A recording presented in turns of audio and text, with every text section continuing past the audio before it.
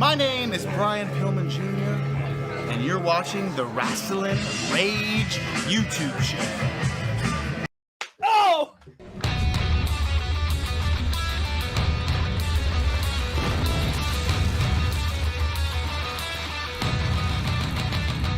It's going down! This is Rasslin Rage. It's going down! This is Rasslin Rage. Scream it out loud! This is Rasslin Rage. Cody Fleming is the man who leads the brigade. It's going down! This is Rasslin Rage. We're doing now! This is Rasslin Scream Rage. it out loud! This is Rasslin Rage. Cody Fleming is the man who leads the brigade.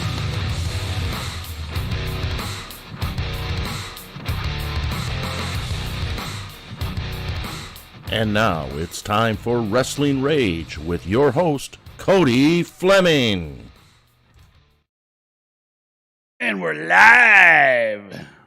Hey, what's up, everybody? You know, you guys all know that when we travel together, we just kind of, we do our thing. And we're all, usually that's our business. Like, that's mine, Josh, Cody, that's our office. We throw a lot of stuff and see what sticks while we're on our road trips. And one of them was, nobody's really interviewed Cody. So I asked him, I said, hey, do you mind if I gave it a try? So here we are. Thank you all for coming. I'm going to get down to the questions. Some of them Cody knows. A couple of them he don't. So now my very first one is, we got to kind of set the scene. You and I met actually before Josh and us met. Through Blue Water Championship Wrestling. Senor. Yeah, and it started off with a hey, how you doing? And then it kind of grew from there. And out of Blue Water though comes the idea for Rasslin Rage. Now, what a lot of people know, but I think a lot of people don't know is that Josh and I weren't really ever part of the original picture. It wasn't us. It wasn't even the idea for us to be in it. No. And Rage really wasn't what it is today. It was a lot broader when you started off. So I'll let you kind of take it from there and just kind of walk us through the steps of how did Rasslin Rage, the idea, get started and what happened from there. Well, Andrew was started running BC or Blue Water Championship Wrestling again. And I had, I've always been a wrestling fan, but I really hadn't been like hardcore back into it, like watching it all the time or anything like that. And I started going to Blue Water, and you and I met, and through Andrew, PKSA, Port Huron, became a sponsor of Blue Water, and Mr. Weir eventually became the ring announcer. Alex eventually started wrestling. But with all those things, like, I don't know, like I found myself talking to a lot of different people, you included, Andrew, Mr. Weir, Alex, Mark, or anybody else that was interested in professional wrestling at that time about wrestling. And I enjoyed it. And I was like, dude, I see all this YouTube shit going on. And I'm like, hey, I'm gonna make a YouTube channel. And I had a YouTube channel, but it was like my personal YouTube channel, you know what I'm saying? Like with my name, it's my name. And I had a lot of stuff from karate on there. Well, and there's actually some original videos of Blue Water still on that page, right? Yeah, exactly. Because I was taking videos of Blue Water with my phone, and I would just upload the matches to my personal YouTube. And that's kind of like how it's like, I'm like, hey, I'm getting a lot of reaction on my YouTube from this. Maybe if I created a YouTube channel just about this, it could go somewhere, right? And how many years ago was that? Oh man, I looked it up today, dude. It was so it was 4 years ago, right? So 4 years ago, but it was September, the first episode of Rasslin Rage. I looked it up today. Damn it. Hold on. I'm going to tell you. But I just looked it up today, and it was 2000s. It was September. I want to say it was 19th or the 17th, if I'm not mistaken. I had looked it up today because I knew you were going to frickin' ask me. And then, of course, I forget, right? You know what I'm saying? So, Oh yeah, Davsky's in between. well, can neither confirm nor deny that allegation because I don't know. I'm almost there, Dan. I'm almost there. This is what happens when you have almost 500 and something videos on YouTube. Right. You got to go through all of them. All right. So September 29th, 2017 was the very, very first episode. And that's funny because it doesn't seem like it was that long ago, Well, and dude, like this microphone. Yeah, okay. There was no microphone. Not then. No, you know what? And I remember sitting down and I have what I consider the privilege to say I was there watching episode 1. Right. Since the beginning. Yeah. And yeah, to see the change, phenomenal. Now, all right, the idea comes up. You decide to do it. Yeah. You knew I was going to ask this question. Uh-oh. You pick a co-host. I did. Chunk. Yep. I'll let you kind of. Oh man, you got to ask the question. Come on. Don't pussyfoot All right, around it. All right, listen. What happened? Straight up, what happened with you and Chunk? I mean, I know some of it, because we talked about it, but there's been a lot of people asking what happened with Chunk. Well, okay. So go back to starting the show. And when I was thinking about doing the show, I was figuring, like, I was looking at most other podcasts, and I didn't really technically want to do a podcast, right? And I wanted to do YouTube, but it was going to be 2 dudes talking about wrestling. And it originally started out, we were going to talk about whatever, like everything, WWE, whatever was going on at that time. At that time, there was no AEW, and stuff like that. But we were talking about just like dirt sheet shit, basically. We would we started out giving results to WWE, but what that was kind of like figuring out what to do. You know what I mean? It was like we were coming up, we had this great idea, we just didn't know where to go with it. You know what I'm saying? Mm-hmm. And so anyways, I reached out. Chunk and I were really good friends. Like Chunk and I had been friends for a while, right? I mean, it wasn't all our life. He wasn't from Marysville, and that's where I'm from. And we were good buddies. How we met, I'm going to tell the story how we met. I met Chunk because I was hanging out with this group of people in Marysville. And this group of people and I no longer saw eye to eye. So I went somewhere else. And I started hanging out with another group of people. And that group of people introduced me to Chunk. Chunk was in a motor vehicle accident with his mother. His mother died in that accident. God rest her soul. I never got to meet his mother. Okay. I met him. They took me to the hospital. This was pre-COVID, before, whatever, every 900 people could go into the hospital, right?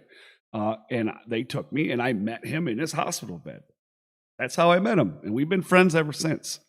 He was going through some rough times without losing his mother. I was going through some rough times because I had a fucking bad drug problem. Legit, this is shoot right here. I had a fucking really bad drug problem, man. I was fucking strung out on cocaine. The girlfriend, his sister, I was dating his fucking sister, right? Who was fucked up on meth, right? And then I started using fucking crank, and I was all fucked up. Anyways, right? You know what I'm saying? We went through some very dark times in our lives together. And him and I had very contrasting opinions on things sometimes, but we were still able to be friends at the end of the day. So I reached out to him and I said, hey, I'm going to do this journey. I want you to come along with me, right? So in the beginning, I was home a lot because my wife worked and I didn't. I did a lot of the work, a good percentage of the work. And after a certain amount of time, it started to get kind of shitty. And I got pissed off. And him and I started bucking heads quite a bit. And I had these expectations. And maybe at that time, I was a little overzealous about how I was doing things. But at that time, we're talking pre-everything, dude. The Rasslin Rage page had like maybe 100 likes. You know what I'm saying? Nothing. You know, there was nothing. There was no MI-dub back then. Nope. You know what I mean? And so at that time, we're building something. And my focus was on social media and building social media. And during this entire time, I'm doing research on algorithms on social media and how to do all these things. You know what I'm saying? And how to build this, how to do this, you know, how to edit videos, how to make thumbnails, how to, you know, like I'm teaching myself through all of this about how to do all this shit, right? I didn't learn any of this shit from school. I just started watching videos and figured it all the fuck out, right? You know what I'm saying? And I'm still fucking learning as I go along. But I was doing all this work, and I was getting frustrated with him. And he would start to do things, and then he wouldn't. And then I'd get pissed. I don't know what his personal problems were. I have no idea. But at some point, while we were doing the show, we raised some money to buy equipment. That's what we still do now. Exactly. Okay. That's it. You know, people don't realize that everything that comes in stays in. You know, it don't go only to buy better equipment. Yeah. So we started in the very beginning. I was like, I've seen the benefit of having a pro wrestling tees shop. I spent my personal money to create that shop because it wasn't free. I had to pay to do that. And I did that. Right. And I was like, I seen the benefit of doing that. Like it kind of legitimized it a little bit. You know what I'm saying? Mm-hmm. So whenever you buy in bulk, you always get a better deal. So anyways, we sold a bunch of t-shirts. And it was a large amount. He had all the money. I trusted him. I was like, hey, bro, listen. Just hold on to it. When we get some money together, we were going to buy a camera. It was a video camera is what we were saving the money for. And I don't know how long it was from whatever. I found a camera used, and I'm like, hey, how much money do we have? Because I didn't remember. You know what I'm saying? Right. That's how much I trusted him. I was like, not a big fucking deal. You know, and I said, hey, how much money do we have? Because I found a camera. I'd like to purchase this camera. And he wouldn't answer me, and then finally he tells me he spent the money. He had a bill that he had to pay, which would have been fine had he had just said something. Right. Well, now, to be even more fair about it, you were an LLC, Rasslin Rage. Rasslin Rage is an LLC. Si, senor. So I don't think it was at that time. But there are certain ways that money has to be handled legally. True. Right. And that's not even what bothers me. Eddie had just said, hey, listen, dude, I'm a little bit behind on this bill. I got this money here. I'll pay it back. I got this coming in. Bro, no problem. Sure, go ahead. You know what I'm saying? It was the fact that it was just kind of sneaky to me. Mm-hmm. And it pissed me off. Anyways, I could have got past all of that he got butthurt, he got upset, and he started threatening to fucking report me to YouTube for using his likeness and all this other shit, dude. And I was like, now we can't do business. Now we can't do friends. We can't do this anymore. I had to cut it right out of my life. And he continued online to put me down and say shit about me to other people after the fact. You know what I'm saying? And like trying to fucking get a rise out of me. And he would come into the chats and you know what I mean? And it's like, and I wouldn't react to it. I had to be the bigger fucking man. Right. You know, and this is the first time I've ever went on fucking record and said anything about this to, you know, other than to my people that I know. Right. You know, there's no YouTube video. There's no Facebook Live that says, fuck that guy and fuck this and fuck. It's not like that. You know what I mean? It's like, I get it. I understand. I just wished you would have said something to me. Mm-hmm. And then I wish that you wouldn't have got all fucking upset and then started threatening me.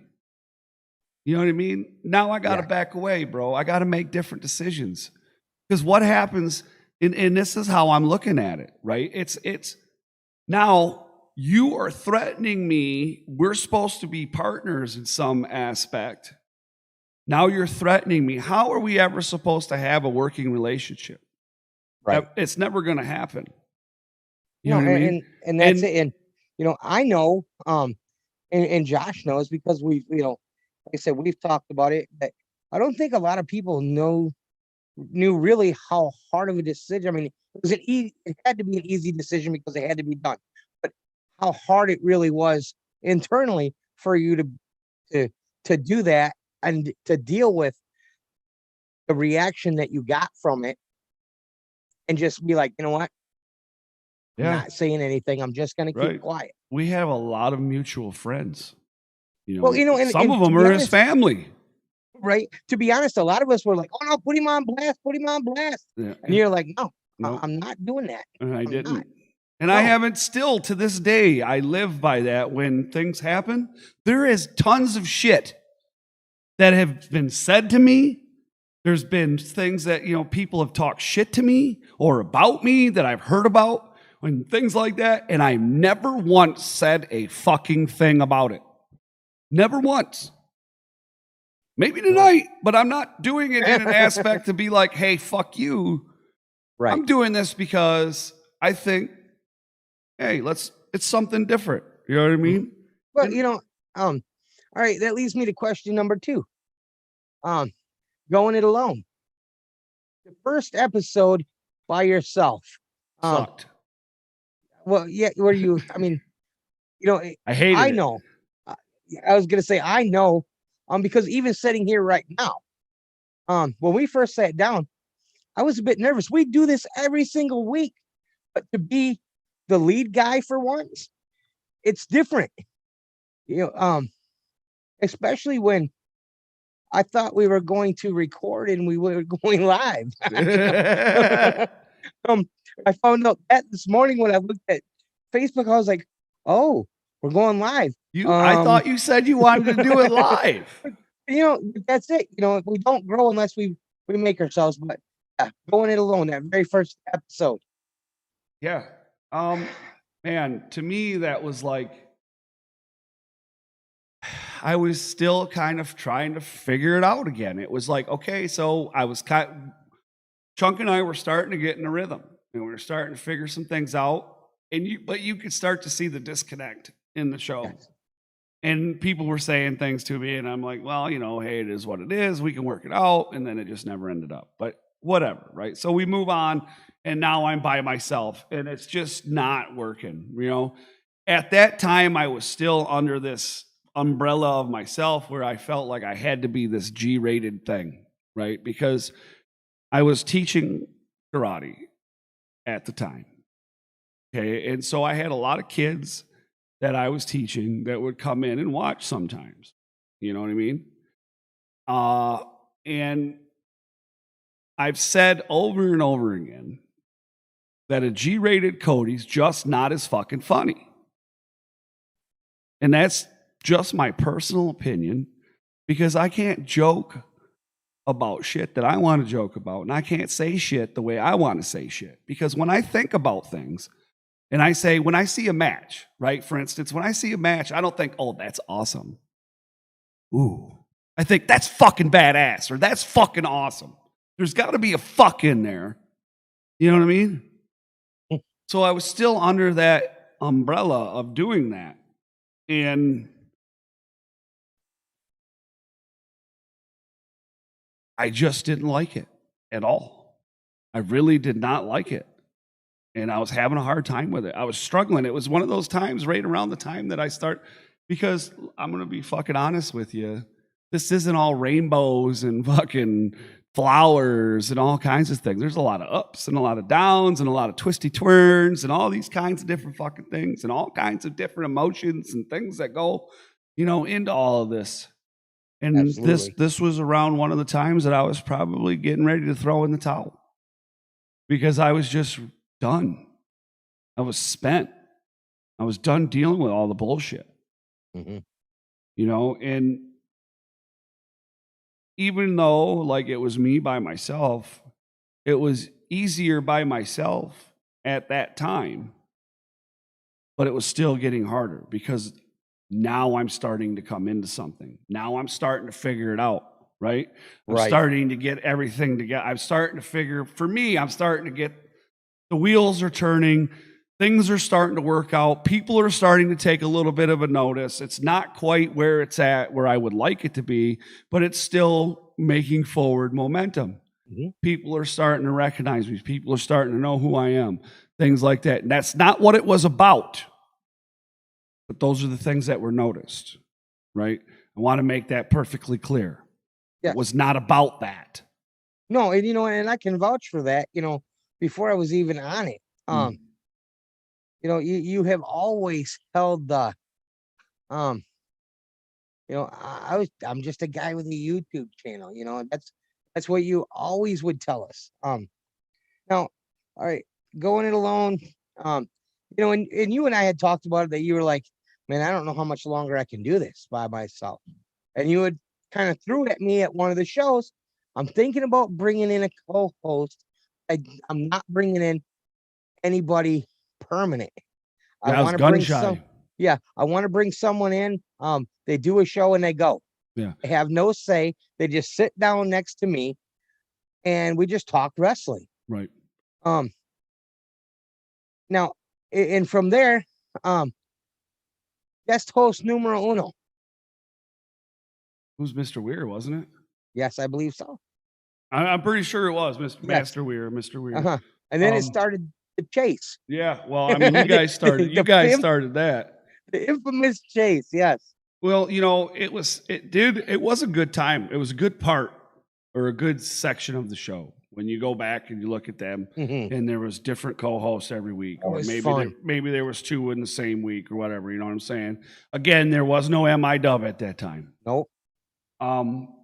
But it was cool to have different hosts. The problem was trying to get people, and and I know, like, it was kind of like I get caught up in my own head a lot, where there's a way I want things done.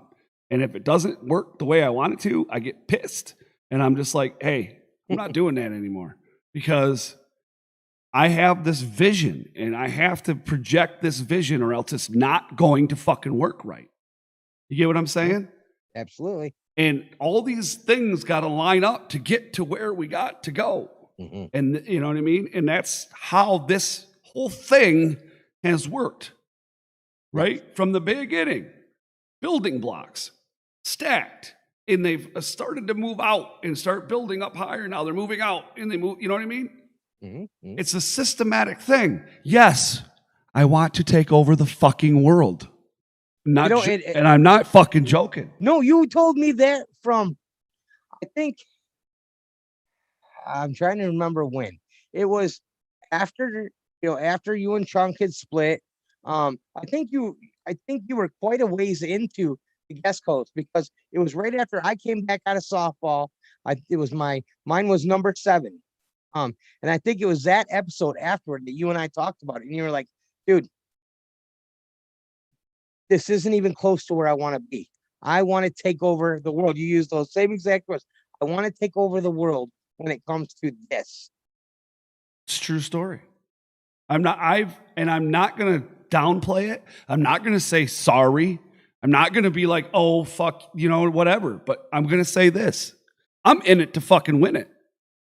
Absolutely. I don't, and I know there's, this leads into some other shit, but I look at this not only as a business, but I'm in this. This is what I'm doing. My plan, and I'm not going to give it out because I'm not fucking stupid. Right. You know what I'm saying? I've had a plan from the beginning. Yeah. And, Josh in here, Josh is in the chat. He says, we've been on a few more times now. Don't start that up again, Josh. See, here's the thing that people don't understand was we actually, the whole race to see who could best host more times came down to Josh, myself, and Master Weir. Yep. Taylor was getting up there though. Yeah, Taylor was right up there, right at our heels. And we part of it, we kind of get ahead of ourselves, but part of it was, all right, you guys come on full time, we stop right there. Yeah. And Master Weir won. Right. Well, and that was back to what we were saying is that it got to be too hard, figuring out, because I was working too, and it was really getting hard to figure out who I was, going to bring on and do this and get it all arranged. And I was like, man, and you guys were coming on a lot. And I was just like, dude, I really like what we got going on. And we did that episode, and it was the 3 of us or the 4 of us. I can't remember. Yeah, it was you, Mr. Weir, Josh, and I. Yeah. And we did that episode, and I really liked that episode. That was right around what, 100? Yeah. And then we did the MI dub. And then that is where it stemmed from. We did MI dub, and it was the Dread King. And I'm going to give him full fucking credit for this. It was the Dread King. He says, you guys got some really good fucking chemistry. I really like what you guys are doing. You know what I mean? And I was like, if that's what we're getting already off of a couple episodes from MI dub, it only fucking makes sense to bring them on full time to Rasslin Rage and make Rasslin Rage exclusive to to Michigan Independent Wrestling rather than all this other shit. Now, it had already been exclusive to Michigan Independent Wrestling at that point, because for a while I was just like, this is stupid. I don't even like this shit anymore. Why am I even talking about it? I'm going to all these fucking shows. You know what I mean? Here in Michigan. Let's just fucking do it. And then we rattled that idea about MI dub. It was the one-stop shop where, we wanted to do all these things, and we still have a lot of things that we want to do, but like pandemic kind of like everything. You know what I mean? It kind of put everything in the pooper. Well, and that's it. And when we, just to kind of let the people know how it was, man, was, and I never ever took this personally.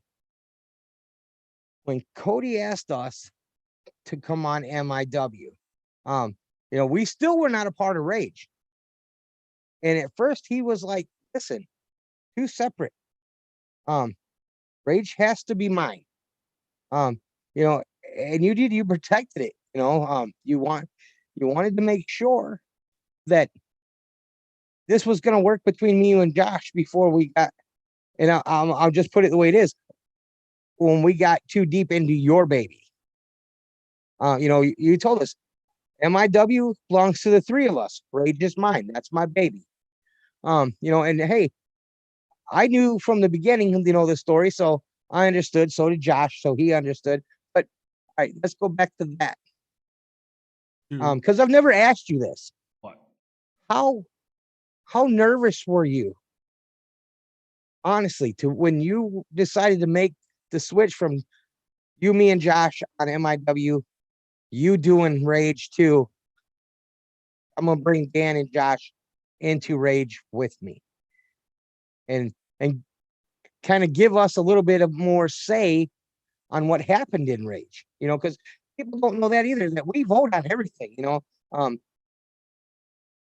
It's not just, well, Dan's mad at somebody, so we're not doing this. No, we sit down and we plead our case, and it's 2 out of 3, Right. to keep it fair. But I wouldn't say I was ever nervous.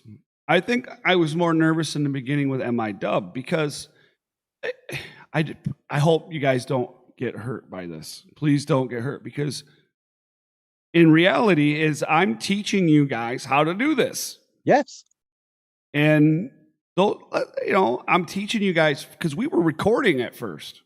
mm-hmm. And it was COVID that made us go live, if I'm not Yeah. mistaken, Yeah. because we did an episode live, and I remember you going, I don't ever want to do that again. I remember you saying that to me. Mm-hmm. I don't ever want to do that again. But then when COVID happened, we started going live. But I don't think I was ever nervous. I think in the beginning, it was more nerve-wracking than it is now. But I mean, I'm one of those. Now we get on your nerves in other ways. Right? Yeah.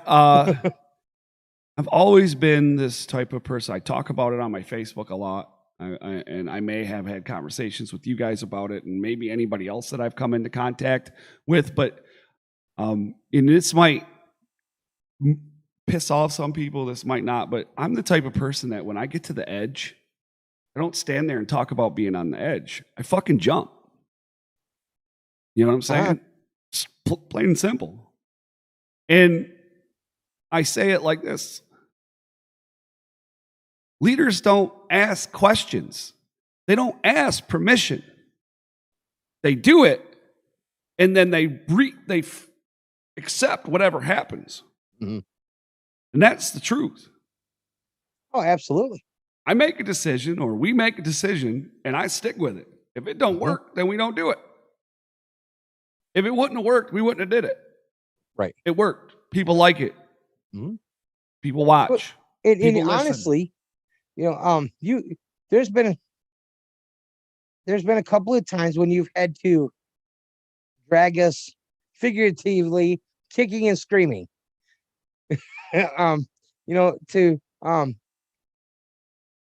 you actually believe in us. When we were like, I don't know about that. You're like, no, this is what we're gonna do. This is when we're gonna do it, and you're gonna be right there doing it with me.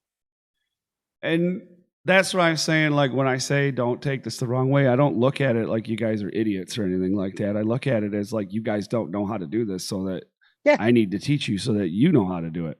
Absolutely. And you hit that on the nail. Like, I do believe in you guys. You know what I'm saying? Like Josh, for instance. I know he's not here interviewing me or in this thing, but I know he's in the chat. But Josh has got so much fucking potential.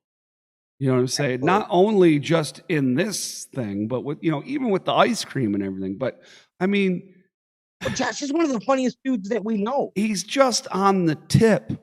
There's so much more to what he has to offer. Yeah, absolutely. And it's a matter of opening up that shell to get him to be able to believe that he can do it.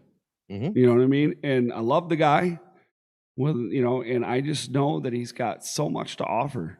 And absolutely. I know that he is going to be successful with Happy Harper because of him. Not because of me, not because of you, not because of Rasslin Rage, but because of him. Yeah, right? Absolutely. And he just has to find that in himself, and he will be off he goes, and we'll be like, oh, that guy just fucked that guy. You know what I'm saying? Because he ain't giving no fucking money to Rage, fucker, fucking bastard. But now, going back a little bit into the interviews. Yeah. I think back to a lot of the interviews I've done. I'm like, dude, I've interviewed some motherfuckers. I was gonna say you've interviewed some guys who have been big time.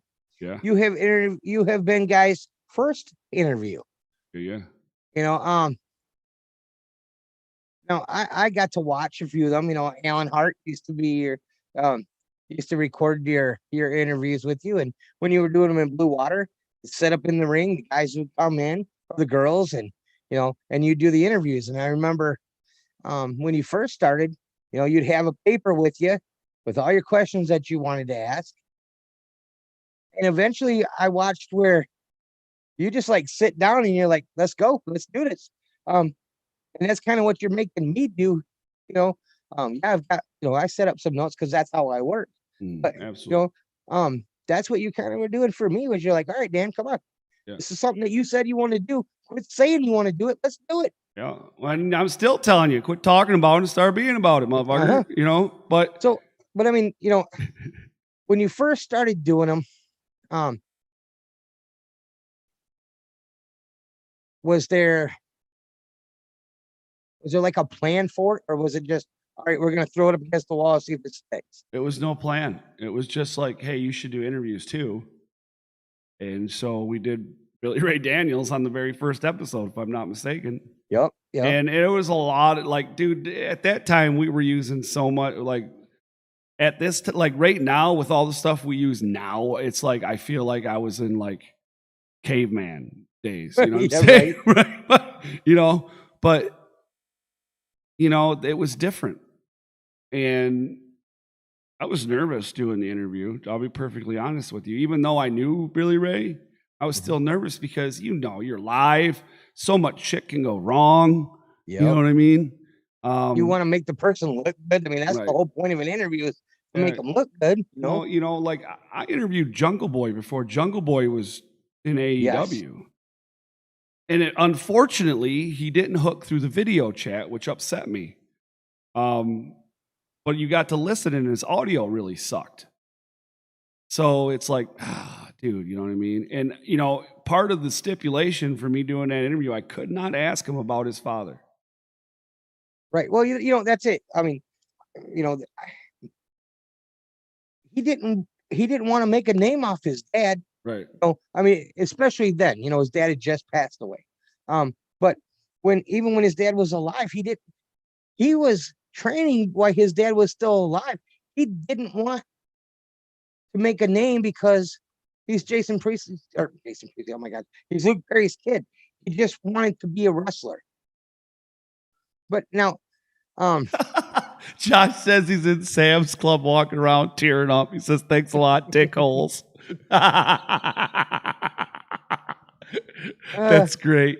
Well, it's true. Start fucking believing in yourself, prick. Absolutely. Anyways. I mean, well, you know what? Hey, and I'm going to do one more for the guy. Listen, guys, Josh makes very good cookies too. I thought the plan was, like, what did he get so caught up on making all this ice cream that he forgot that he was going to do cookies too at some point? Yeah, you remember how good they were? I thought that was the plan. Like, he was going to do cookies and ice cream. I thought that was his show plan. up at Blue Water with his bag of cookies before the show, and they'd be gone before the show even got close to starting because we'd all nail that bag. If you make cookies like Chocolat, I will love you long time. So, all right, next question. We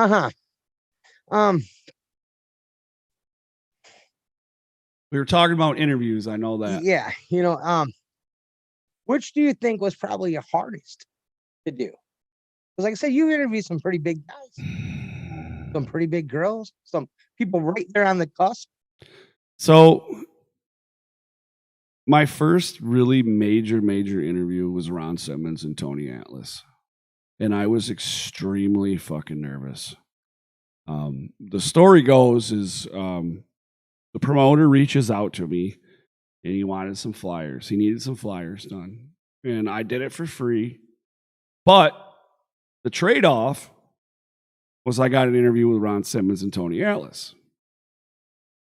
Who, from what I understand, Ron Simmons wasn't particularly happy about that. No. So, now, did you know that going in, that he wasn't happy about it? Not until I got there, but yeah.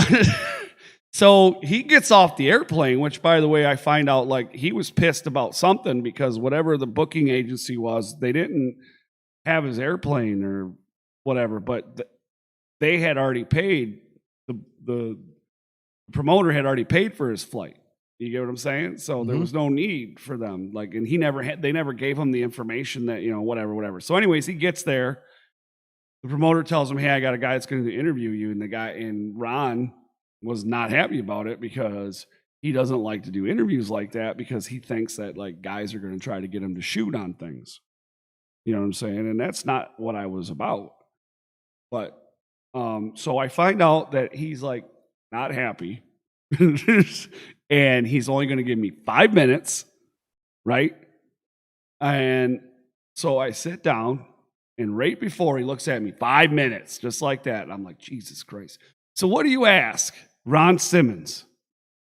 And you only got 5 fucking minutes. The only question that matters at that point. You ask him about being the first, and I say African American heavyweight champion. And he does not fucking like that. Now, he's not pissed and he's not a dick about it, but he makes sure to correct me and tell me that he's black. Okay? He's from America, blah, blah, blah, whatever. Okay? So now I'm off, my fucking heart's beating. I'm like, oh my God, I think I just pissed off Ron Simmons, but I'm still keeping my composure, dude. Inside, I'm dying. Like literally dying. So then, I ask him about that and he starts talking about it. And I think that's where he started to realize that I wasn't whatever perception he had. Right. So then Tony Atlas starts talking and he goes on and Ron and it goes Tony on. can talk. Oh yeah. So that happens. But then we ended up sitting around and hanging out with him for a while. And that was the best part about it. But like I was hanging out with Tony before Ron got there. And it was me and a few other guys, and we were just sitting there talking to him, and he was telling stories and talking about Hulk Hogan, like, because that was around the time that the thing about the racist shit with the Hulk Hogan was coming out, and there was a lot of different things that he was talking about, and it was just like, damn, I'm just sitting there listening to him talk. It was really cool. But that was probably like one of my most nerve-wracking oh my God moments. Like I really, really was shitting my pants almost, dude. Like no joke. You won't see it when you watch it, but like I was like, oh my God, oh my God, oh my God, oh my God, oh my God, oh my God, oh my God. Like in my head, I'm like, so I was getting ready to wrap it up. I'm like, all right. And he's like, oh no. And I'm like, yeah, oh yeah, let's go. I'm out. Yeah, that's a big man. Yeah. But a big man. But yeah, it turned out to be okay. And I can say that I sat down with Ron Simmons and I sat down with Tony Atlas. So it is what it is. I don't know if I'll ever get that opportunity again, but I would have been dumb not to jump on that opportunity. You know what absolutely. I mean? And another person that reaches out to me sometimes, I got to give him a shout out because he offers me a lot of opportunities to interview people. And that's Bubba. I got to give a huge shout out to Bubba because Bubba has, dude, I'm almost going to tear up because, dude, he allowed me to come into his organization. I paid for a ticket, but he still allowed me to come in early and sit down. Well, not really sit down. How do you sit down with Madman Fulton? Stand up with Madman Fulton and have an interview and really get to talk to him. And dude, I'll never forget when it was all said and done and the camera was off and Josh was there and he looked right at me. He goes, man, you really did your research for that one. Because I was pulling out information like crazy, like, because he was, he's a collegiate wrestler, All-American, all this stuff, and, but he's all, I was going to be able to interview Teddy Hart, he reached out to me and offered me that opportunity. I didn't reach out to him and bug him or anything like that. He reached out to me and offered me that opportunity. And I have to give him a big shout out for that because I am so appreciative of that. I might not say it because I don't know how to express gratitude sometimes. I have a really hard time with it from my childhood. I just want everybody to know that. So when you come at me sometimes with all this positive shit, I don't know how to react. And I just shut down. Mm-hmm. And you've seen it. And I don't know what to do. And it's because I've had so much bullshit go on in my life that was negative. I don't know what to do. and I'm working on it. So work with me. Okay. Right. I'm told all I got to do is say thank you. So Yes. thank you. No, Hey, Josh. I want to talk about too, man, what it was like the 100th episode. Like I said, we weren't with you yet. No. I mean, it was shortly after that, but That was 100, man. it was cool. It was a milestone. Again, you know what I'm saying? And then, you know, what was even cooler was the thing that you guys all organized with the video from all the wrestlers and stuff. That was so fucking cool, man. You know what I mean? For all those guys to put, you know, to take out the time to do that. I think that was probably my favorite part of the whole show. Don't get me wrong. I mean, I love doing the show itself, being with everybody, but that was probably my most favorite part of the show because it proved to me in a little bit that what I was doing is either one, working or making some type of influence on people, not necessarily wrestlers themselves, but people, right? Because, and we've talked about this, like the mission statement, right? And the mission statement, what is the mission of Rasslin Rage and MIW? The mission is to bring Michigan indie wrestling to the people. That's the mission. And period. That's it. That's our mission. So at that moment, when all these indie wrestlers here in the state and some other guys that I've, other guys that we've come into contact with from Ohio and so on and so forth that we know took their time, because time is money, took their time to say, hey, you're awesome. Thanks for doing this. Bam. Congratulations. That made my fucking day.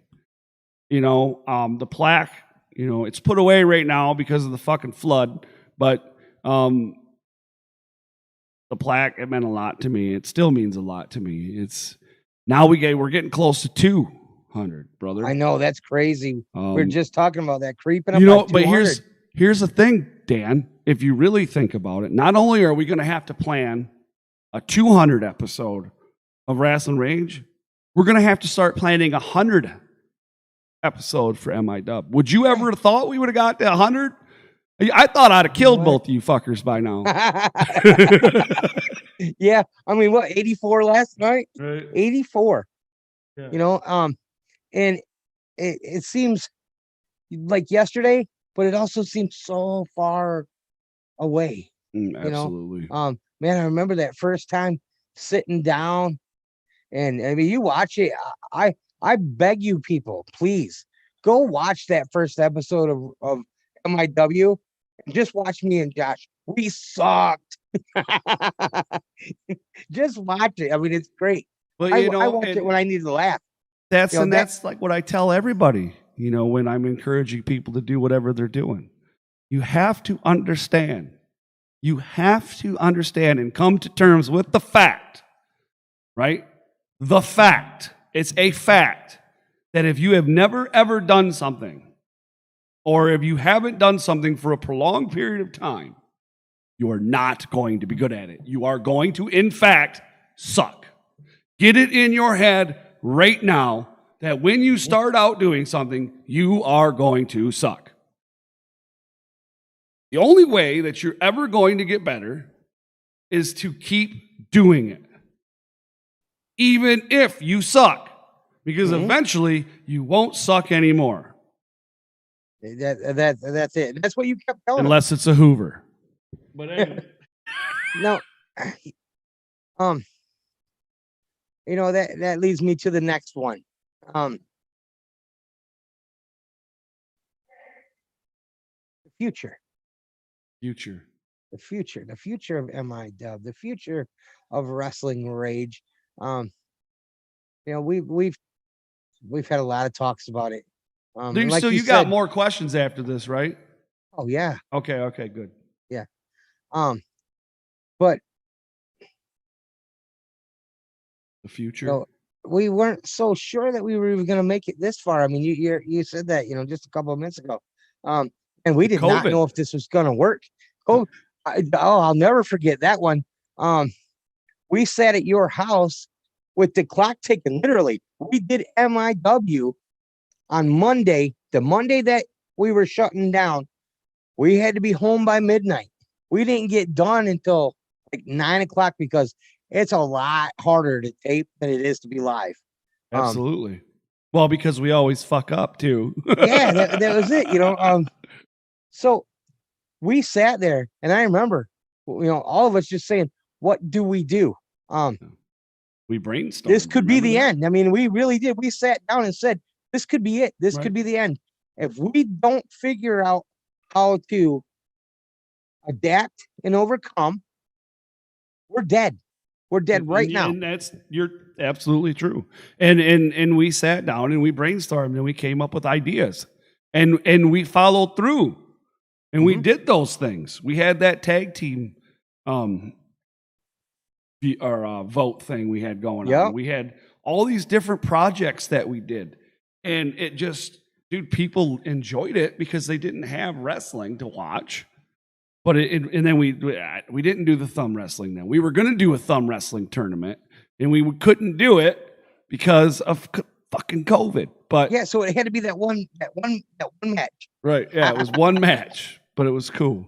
Like we had a plan, like no bullshit. We were going to do our best. I'm not going to say try. We were going to do our best to get as many wrestlers to do a thumb wrestling match, right? And use their voice, but you wouldn't know it was them. You know what I mean? And just, it was going to be sweet, but it never worked out because of COVID. But I forgot about that idea. Whoops. Yeah. See, we forget more shit than what we do, probably. Oh, you know what? Honestly, this is the you know, I talked about it yesterday that I write things down on a legal pad for me because I have a really bad memory. I am on my fourth one. And I keep them all because sometimes I just like to go back and look at them, you know. But yeah, you know, your favorite episode.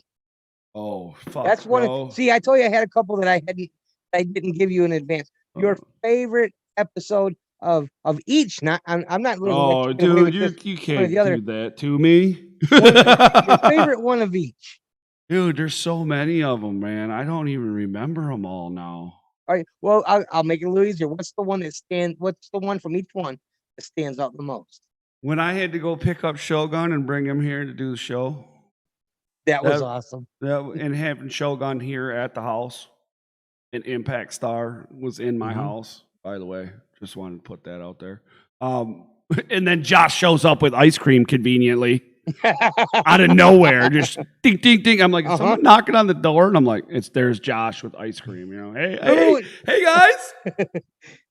Remember the episode when I was co-hosting, and I made the joke about wouldn't it be funny if Mr. Weir showed up and like 10 minutes later, yeah, here he is.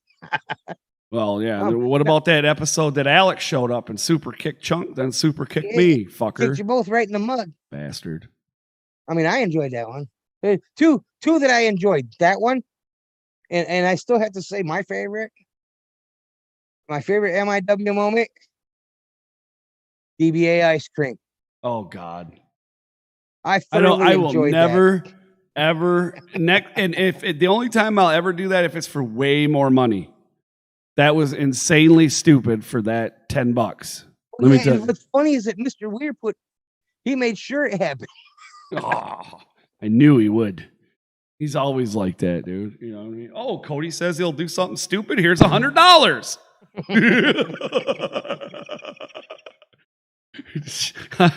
True story. But anyways, all right. So don't forget to ask me that one. I know you were talking about it. We were talking about the incident. Oh goodness, let me find it here. You know what? That's one I didn't write down. Oh. Well, I guess so. We were talking about like, is anything off limits? And I was like, kind of like, no. And then you were asking me about Greg and Day Day. Oh yes, I forgot about that. Yeah. Yeah, that's kind of Actually, I do have that. It's on the other paper because I had to organize it because yesterday I was just writing down really fast. I forgot to transfer it over. All right, let's go there.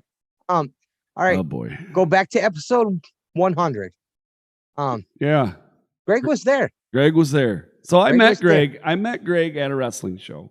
He Mhm. must have watched the Rasslin Rage one night or something. And he was like, "Oh, hey." And then we started talking and we became friends.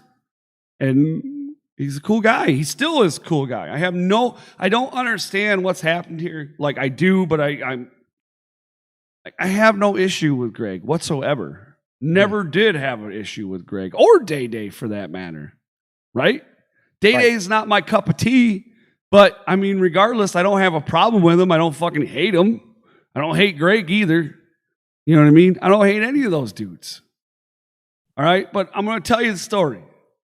All right? So I meet this guy. We're cool. He comes on the show a couple times. We're cool. Right? And so throughout the mix or something, I don't know, somehow he ends up becoming the co-host of Rated R 313. Right? I call him Greg the Mark now. And he's on Rated R 313. And so I reach out to him and I'm like, hey, listen, you are a moderator of our group, an admin or whatever. I'm going to have to remove you as the admin because the conflict of interest, dude. You know, like, what if we're in there having some conversation about something and he steals the idea? I know he's our friend, but I have to I have to protect my brand. Mhm. I have a business degree, and I'm not trying to throw that in anybody's face, but I am able, I've done it, I do it. I can separate friendship from business. I have no quarrels of you. If you get upset because I'm dealing with my business, well, I'm sorry. Fuck you. Bye. Right? That's the way it is. That's life. Okay. But anyways, so fast forward, he's the host, whatever. Somewhere along the line, one of these new promoters reach out to us through our group or through our page. Okay. He responds. I had never removed him. He responds. I don't know if it's an accident or not. And basically, he's doing business within our chat, in our thing, right? In our page. Mhm. And I see it in there. He's like, oh, I'm not part of this page. And then they must have did business elsewhere. You see what I'm saying? I didn't tell you fucking guys. I didn't even say a fucking word. Oh, you did not. I just let it go. I removed him from the group. Whatever. Done. No big deal. Mhm. Okay? So, another controversial organization, Total Chaos Wrestling. Fast forward. It's the second or third TKW event that they put on. It's at the Taylortown Trade Center. We're there. Number 3 or 4. Right. So we're there. Who do I see running camera? Day and Greg. Cool. Right? Mhm. Big deal. So And we were happy for him. right. You know? Yeah. And so I made a statement on the show. And it wasn't meant to be like, hey, fuck you guys. You guys suck or anything It was like the that. exact opposite. Exactly. Exactly. Like, hey, I see you dudes. Mhm. You caught me slipping. Right? Being Cody, not trying to be a dick and being like, fuck you. Because if I wanted to be a dick and say fuck you, that's exactly what I would have did. Right? You know me. That's exactly how I'm gonna do it. No, fuck you.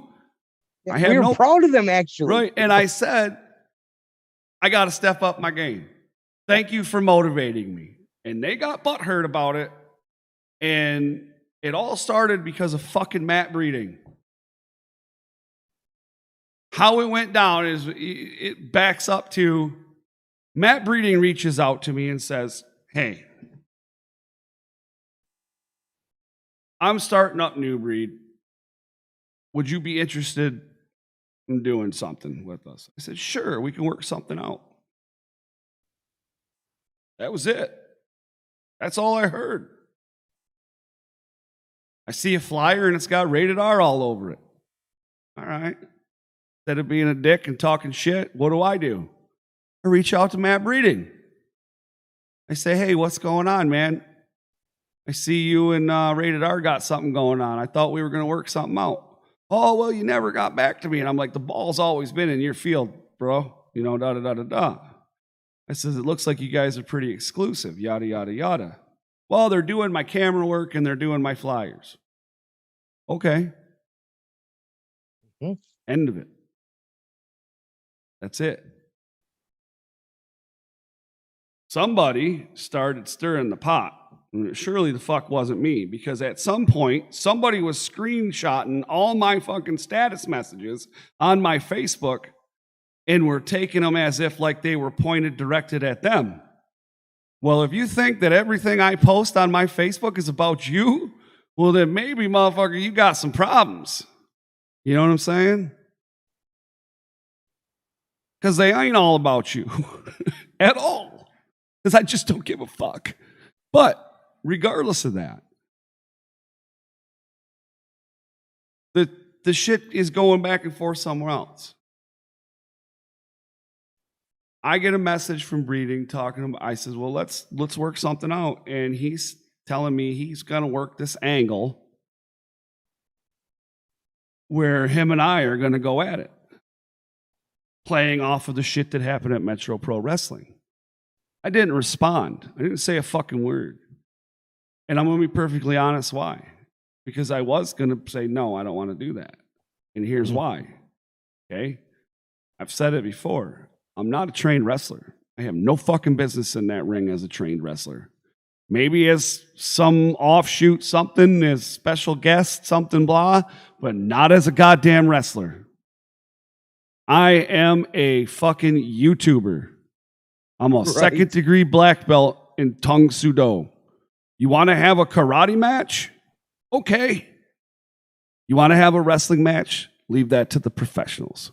I'm not going to expect a fucking pro wrestler to come in and have a goddamn match with a second degree black belt and compete at that level. Not going to happen. Just as you shouldn't expect me to be able to get into a wrestling ring with someone that's a 10-year fucking vet and be able to do it with no training. You're fucking retarded. Not happening. Disrespectful as fuck. And I didn't like it. It's the same reason why I won't go into locker rooms when I'm invited, because I believe it's disrespectful as fuck. I am not part of the guys. I'm Cody with the YouTube channel. Plain and fucking simple. So one day I come on and I'm at work and I see some shit on Facebook that I thought it was shoot. I thought he was shooting at me because I never said, hey, yeah, we're going to do this. So what do? Say fuck you. Because that's what I do. When I'm mad, I say fuck you. I don't pussyfoot around it. I say fuck you. And I put it down just like it needed to be. I had no idea. And I feel like I was worked into a shoot. Regardless if that was the point, that's what I felt like. Right. So all that shit happens, and then these motherfuckers go on a podcast and talk all this shit about me. And what do? Not say a fucking word. Other than what I just told you guys here, I don't say, hey, fuck that guy, fuck you. I'm not screenshotting people's fucking Facebook posts and posting it and giving it to this guy and that guy and their fucking second cousin and their mother down the goddamn road. No. I'm being a goddamn professional and I'm running my motherfucking business. Well, like I said, and it goes back to it was a huge misunderstanding of something that was supposed to be, hey, you know what? Glad for you guys, I we always told him we wanted nothing but the best for him, and we want it. I can see where it could have been misconception. I can see it. But instead of doing that, why not just talk to me? Mm-hmm. I wasn't pissed off at you in any way, shape, or form. I felt no need to reach out to you and figure out what the fuck was going, because I wasn't upset with you. I'm upset with breeding. It had nothing to do with you. Right. That's business. And at the end of the day, here we are. How can I ever do business with these people again? I can't. I have to write them off and you're done. And it's sad. But it is what it is. Moving on, because I don't want to talk about it. I'm getting mad. But like I said, let's go, let's go revisit the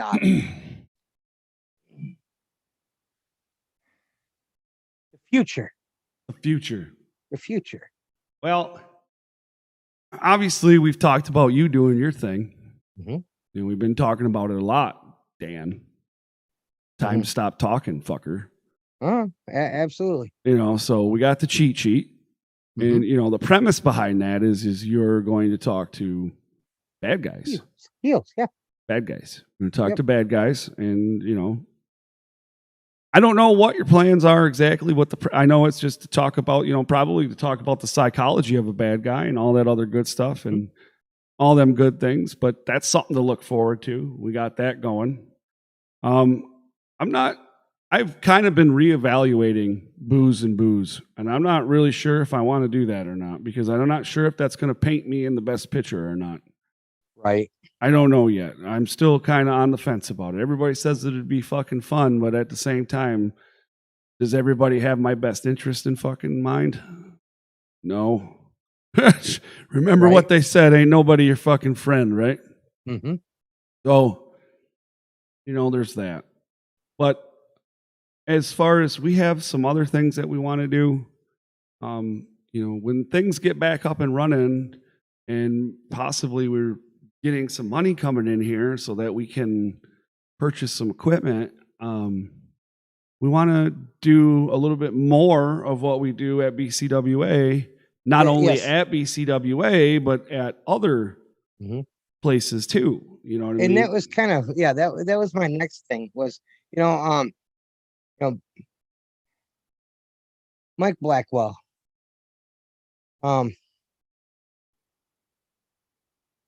There are a couple guys along the way who have really went out of their way over and above to help us help ourselves. Absolutely. Him being one of them. Oh yeah. And well, you know what I think what really won him over?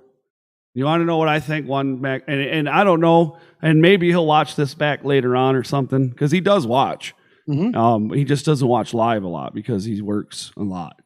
But maybe he'll listen later on. But I think, and this is my personal opinion, and maybe I'm wrong. I've been wrong before, but I'm going to tell you what I think did it. When we showed up to that awards ceremony, remember that? Mm-hmm. And we were early, and they were setting up. And instead of just standing around, what'd we do? You need help? We set up. Mm-hmm. And I think that's where he said, these guys mean business. I think we earned his respect that day. But that's how winning's done. Well, that's what me and Josh and I were taught. Thank you. Was to show up, lend a hand. That's just the way it is. But I'm hoping that with the state opening back up, that blue collar will open back up also. And listen, people, when Mike Joy said he really has your best interest in mind, and that's why he kept shut down, he really does. He could have done so many other things, but he chose not to.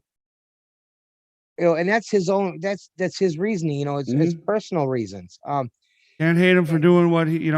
What he felt was best.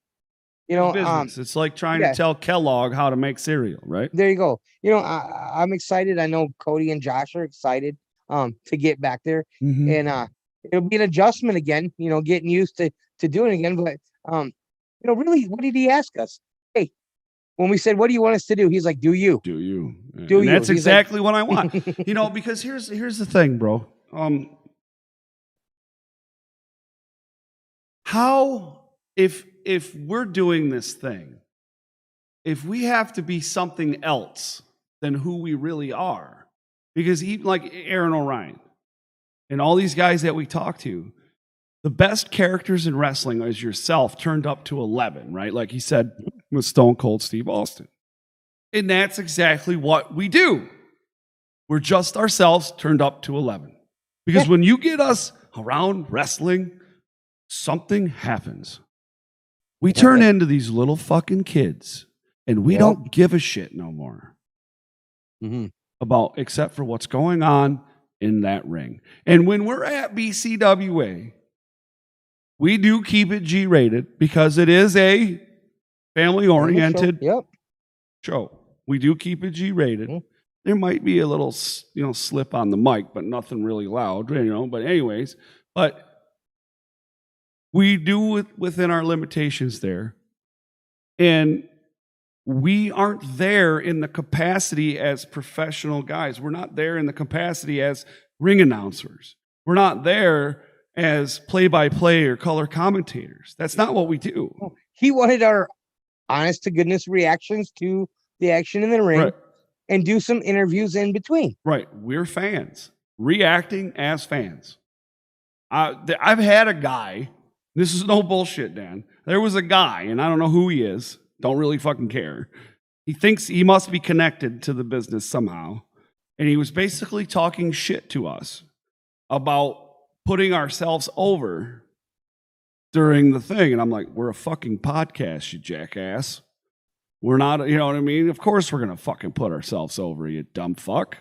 It's not about the fucking, what an idiot. But anyway, so I had to have this conversation with somebody before. But that's exactly it. We're there as fans in the capacity of a fan. How else?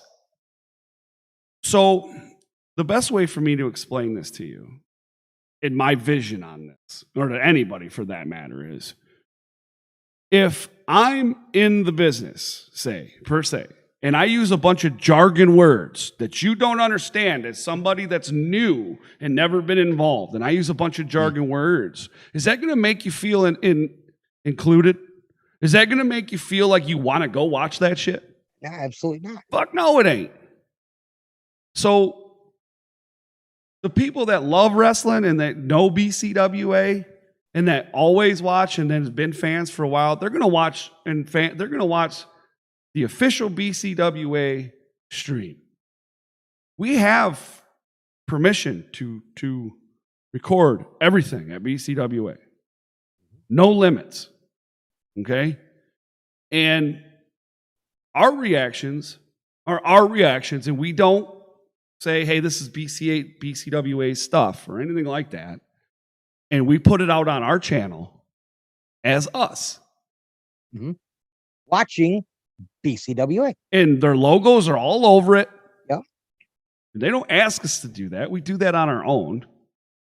And we're just, and I know Mike sees the benefit in having us there. And I see the benefit of having us there. And I'm not trying to be like I'm a cocky prick, but if you don't see your own value, why are you even fucking bothering, right? I see my value. That's it. And I'm not trying to be a cock. I'm just being honest. I see my value. Yeah. And Mike sees it too. We had the conversation, and I talk about it a lot. Tough Enough. I do believe it was the Miz was in that one. And then Triple H come in, and talk to him. And it's before he's married. He's before, he was this man. He's just Triple H. And he said, if you are not here to be the WWE champion and be the very best in this business, go home, because you're wasting your time and everybody else's. And me, Josh, and Cody, that's kind of our thinking. That's where, there are things that a lot of things we agree on. There's a few things that we don't. But that is definitely one of them. Is that if we're not in this to be the guys, let's pack it up and go home. True fucking story. No truer words have been spoken, my friend. Oh, and no disrespect to any of the other podcasts here in the state of Michigan. No, because you know what? They're working hard too. And exactly, Dan Brewer and his guys over there at Pro love them Wrestling guys. Edge, even Yeah. Day and Mark, and anybody else that's got a podcast going here in the state, But I'm sorry, guys. I love you. But at the end of the day, I'm here to be the absolute best. And I'm not trying to be a dick. Well, no, Please they should be understand too. I that. hope they are. I hope they are. Right. Well, and hey, remember when we sat down with Dan Brewer at BCWA when he was first starting up Pro Wrestling Edge? And what did I fucking say to him? And he says, I can only hope to be better or as good as you or some shit like that. I don't remember what he said, but it was something along them lines. And I says, be better. Be better. Yeah.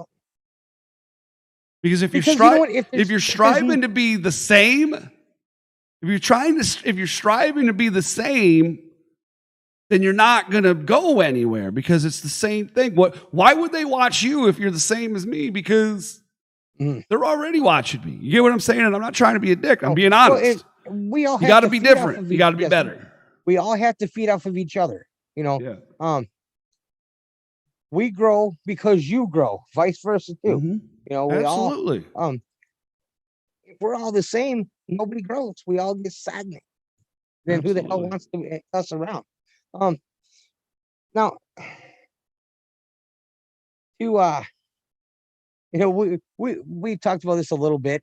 And we're really hoping that this summer is the summer where we want to hit every Michigan promotion. Yeah, Josh is and that- already getting pretty close. He's getting close. Now, that leads me to my final question. for Oh, tonight. shit. Probably maybe the hardest one I'm going to ask you tonight. That's why I left it for the end. We want to go everywhere. You and I have families. How hard is it sometimes? Very. Very. You have a young one. How old's your youngest? It'll be 5. 5? Coming Okay, up. so you got a I'll be 4 right 5-year-old. now. I got a 6-year-old. He'll be 7 in January. Oh. I have a 19-year-old. It's hard because right now he's in that I want to spend time with Dada because I work. Mm. I work 8 hours, 5-6 days a week. I'm the breadwinner now. I'm bringing home the bacon. And if I don't go to work, my kids don't eat. So, somebody, and the last time we were at RPW, I was talking to a wrestler. And he looked at me and he told me, and this was the most sincere I've ever heard anybody be towards me, besides maybe the Dread King, as far as what we do, coming from a professional wrestler. And this wrestler looked at me and he said, you have kids. You have a job. You don't have to do any of this, and you still do. I appreciate you. That meant a lot to me. It meant a whole lot. Because sometimes when you're doing all of this and the kid wants you to be home or, all these things, and you're doubting yourself, because I doubt myself a lot. As positive as I am sometimes, I doubt myself a lot. I struggle with depression, anxiety. I doubt myself a lot. And I have to talk myself out of a fucking hole quite a bit. Trust me. And when I heard that, it was just like, dude, somebody sees the hard work. Like I don't say, well, fuck, I got to work 8 hours to go home and do Rage. Jesus Christ, this sucks. I'm not bitching or anything like that. So, people may not know, you know what I'm saying? But for somebody to see it without me even saying anything, kind of makes it all worth it at the end of the day. Absolutely. And we've talked about it. We really do see ourselves as 3 guys with a YouTube show. We're not special. No, and so things lately have gotten really real. Boy, oh boy. And I welcome it, and I thank everyone. And I know, I don't have to speak for Cody because he's right there. But I know I speak for Josh too. For every, we appreciate you that we get. It energizes us. It fuels us. It keeps us hungry because we don't want to let anybody down. No. We don't want to let ourselves down. We don't want to let our families down. We don't want to let the people who are putting their trust in us now down. Because Johnny Delicious mentions us at XICW at both shows. That's a lot of fucking pressure. It was so now. unexpected, so humbling, but yet again, so focusing. But you know what? That's him saying thank you. That's the way I look at it. Yes, yeah. Because I remember a time where I didn't think that guy even fucking liked me. Oh, I wasn't sure he liked any of us. To be truthfully honest with you. Johnny's old school, I get it. And, and that's another thing about this. It's taken 4 fucking years. And we don't mind. To this point. We don't mind working for it. Well, and that's exactly it. It's not the way I put it to most people is like none of this shit was handed to anybody. It was hard work and determination, going out there and doing what needs to be fucking done. Mm-hmm. It wasn't about sucking anybody's ass. It wasn't about buying myself into the business or buying Rage in or doing any of that stuff, which brings me to something. Let me say this right now. I want to put this on fucking record so everybody can hear this shit. When I was deciding to start spending money on sponsorships for Rage, it had nothing to do, nothing to do with what anybody would consider buying into the business. Nothing. The only thing that it had to do with was promoting Rasslin Rage and MIW. Yep. End of story. It got our name to a bigger audience. I don't care about perks because I don't want them.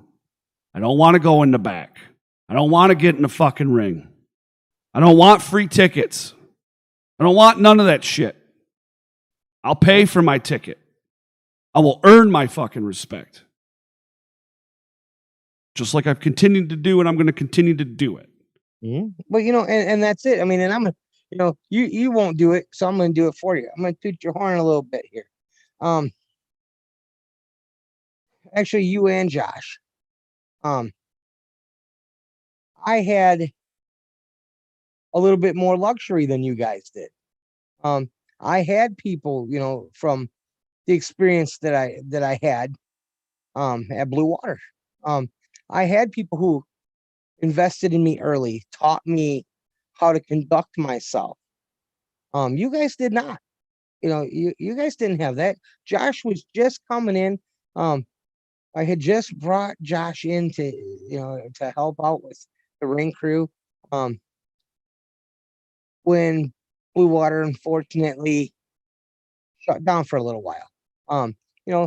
So you guys did this kind of blind. I mean, and you especially, because when you started Rage, you were blind as hell. You didn't have the luxury of having guys that took you kind of under their wing and taught you the etiquette, how you talk, how you do this, how you do that. I'm not going to give away anything, but there are certain ways you conduct yourself. And you can offend someone very quickly, very easily. Right. Well, And and it's hard, for people to do that for you. right. And it's not, I've tried, and I'm not going to call anybody out for this one, but I tried. No, let me say it again. I reached out. I didn't try. I did reach out to somebody and say, hey, listen, I'm looking at doing this and I want to legitimize myself a little bit. Could you work with me? Whatever. And I don't want to be whatever. And it was somebody I was close with and I knew. And they basically blew me off. And there's some more to that story, but it is what it is. But I mean, yeah, and that's it. Like I said, I had guys, and hell, I'll shout out to them right now.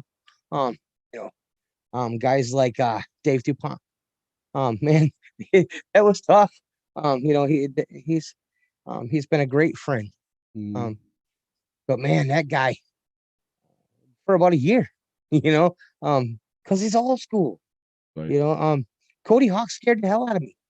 I mean, I'm not afraid of most people, but he scared the crap out of me because just the way he looks at you looks like he wants to stomp your head in. Right. I mean, I got a story about Cody Hawk. Are you ready for this one? This is the moment that I reevaluated everything. This was the moment when I started to realize that it's working.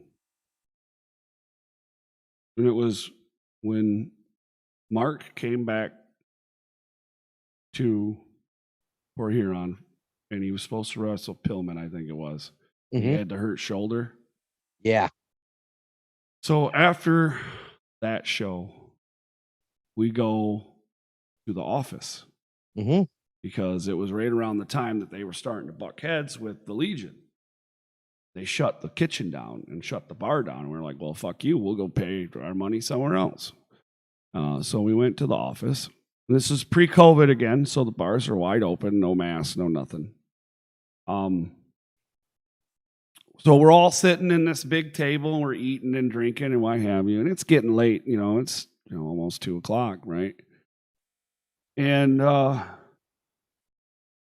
Cody Hawk gets up, and he walks over to me, and he shakes my hand and says, "See you later, Cody." Cody fucking Hawk. Right? Yes, I get it. Cody Hawk. No, listen. Cody Hawk, the guy that trained John Moxley, Sammy Callahan, Eli Drake, came to me and shook my hand. And when he did that, I'm almost going to cry. But when he did that, I was like, oh my God. And there was a new fire under my ass. And that's around the time that I changed the lineup.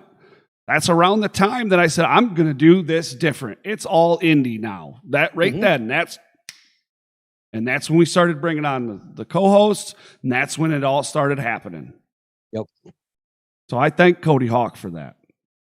Oh, yeah, I don't know. I don't even think he knows that story, and maybe what he did there, and how he put a fire in my ass, or under my ass, or whatever you want to say. But yeah, I know him.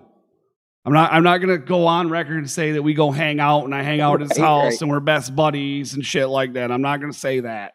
I know him. I've shook the man's hand. I've hung out with him a couple times. That's it. We say hi. We shake hands. That's respect, right?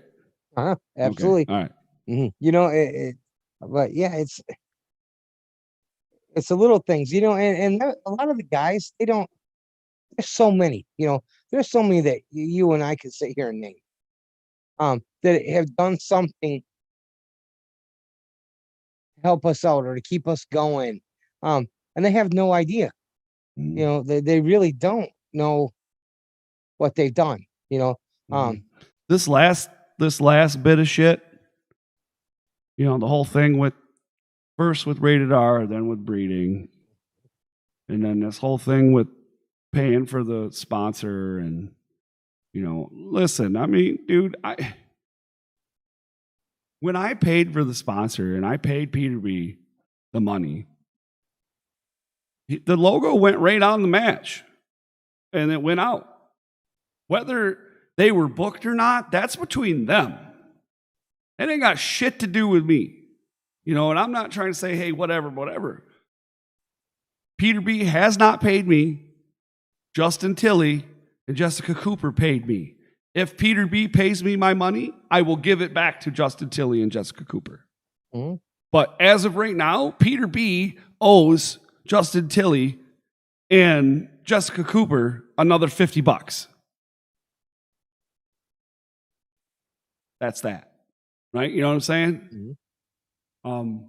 But everything that I had paid for it at that moment, had the show went on, you know what I'm saying? The other things is that, you know, MM3 was never even booked. That's what I'm being told. And then, Right. or that Alex wasn't booked. Alex was booked. He just didn't know what match, if I'm not mistaken. And then he was not going to do the booking after all the bullshit. So, whatever. But Well, you know, and that's none of my business. right. That's you know- on the fucking promoter and on the booker. Yes. You know, talking about Alex, that's kind of another one, you know, him and Mark and Billy Ray Daniels. You know, wasn't it Billy Ray used to sit next to you before he was done training, you know, so His you- first match, if I'm not mistaken, at Blue Water was against Alex. Yeah. It was a singles match. Mhm. I was sitting with Alex and Billy Ray, right? I was sitting with them the night that Alex got called into the ring with Marty Jannetty. Yep. All right. So then that happened, and then the next Blue Water, if I'm not mistaken, the next one or the one after was both of their singles match debut. Mhm. And so then I went from one show sitting with them talking shit about wrestling to now they're wrestling in the ring against each other. Right. Like, what the fuck? Yeah, you know, You know what I and mean? that's it. And I mean, you know, I don't get to see Daniel as much as I used to, but man, it was so much, you know. I appreciate Daniel, you know, because was it my very first time I co-hosted? You know, I do believe the last thing I said was Billy Ray can suck it. You know, just kind of we have that relationship. Right. You know, we give each other the business all the time, the time. But this, you know, man, I said the last one was going to be the last one. We're going to end this on a good note. Uh-oh. What is all of this meant to you personally? Oh, Jesus, bro. You, man.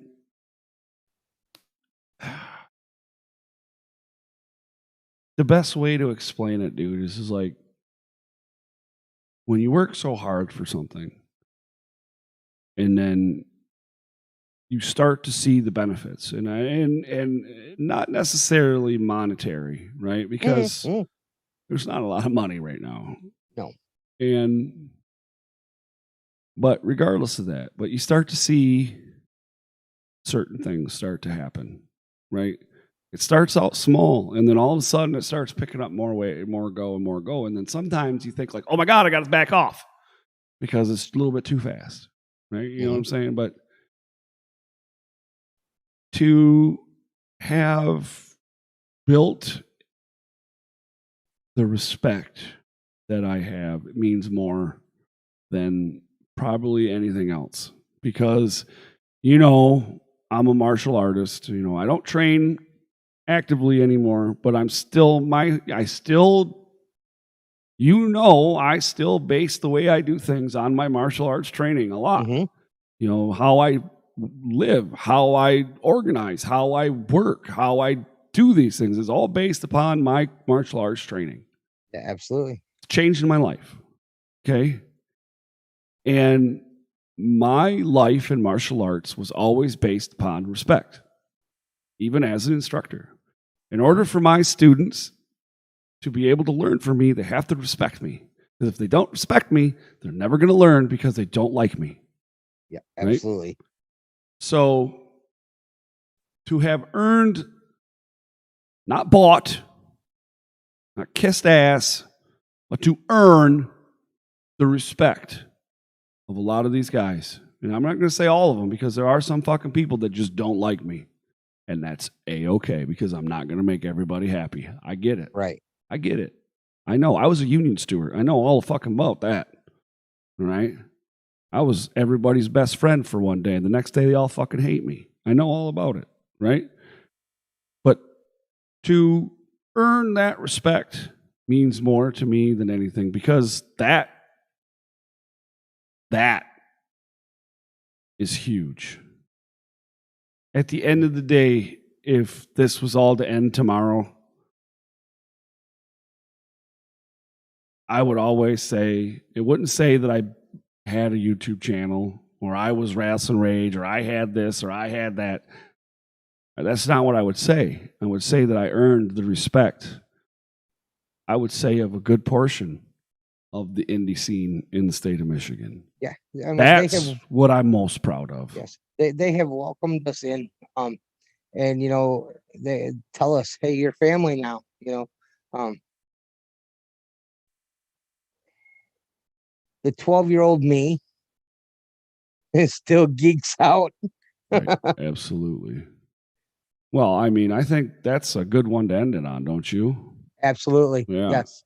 Thank Well- you for you know, here we go. I'm gonna talk a bit about you again. I know you don't like when we do it, but Well, it's because I don't know how to react. but you know, we'd been talking about doing the cheat sheet, you know, and I was, you know, this was to get prepared for that, you know, and I appreciate that. Thank you. Mm-hmm. Absolutely. You know, because, you know, like you said, we're us, you know, when we're doing our thing, we're us at 11. But you know, a lot of people don't know, really, I'm a quiet person. You know, I don't have a lot to say at first. Unless it's about wrestling. Yeah, this is but no, I thank you. And you know, it definitely helped. Yeah, for Next sure. one will be easier. Next one's gonna be even easier than that. Well, yeah, you're recording, aren't you? Me? No, I didn't record tonight. No, I mean, when you do. Oh, yes. Yeah. Well, you know what? After this one, I have to reevaluate that. Okay. You know, I have to figure out, it's one more thing you're gonna have to teach me, you know. No, that's not hard. But you know, I mean, sometimes I might have to. Right. You know, I'll be like Raw, where you just never knew when it was going to be recorded. When it was, There you go. and It's the not guys that- who are pro wrestling guys would be like, "This is what Dan talks about tonight." Yeah, it's not that hard. No, you know what? It's he said it's been an amazing ride. Oh yeah. If Well, it all don't talk ended- like it's over because we're just getting no. started, homeboy. That's it. You know what? It's about ready to blow up. That's fucking right. It is. And it's awesome. It really is. I wouldn't. What do I trade say? this. The development creed, right? Think positive, and positive things will happen. That's it. You know what? I heard the other day. You know, well, I've been being told that a lot. You know, and it reminded me, attitude determines altitude. That's a true story as well. And you know, I was like, yeah, there you go. That's exactly it. So on that note, we get out of here. Thank you to anybody who's still around. Right. Don't forget to buy our T-shirts. Damn it! Yes. Yes. T-shirts, hats. Thank you for being part of my first interview. Absolutely. Thank you, Cody, for offering it to me. And you know what? I'm gonna end it like I always end it. Later.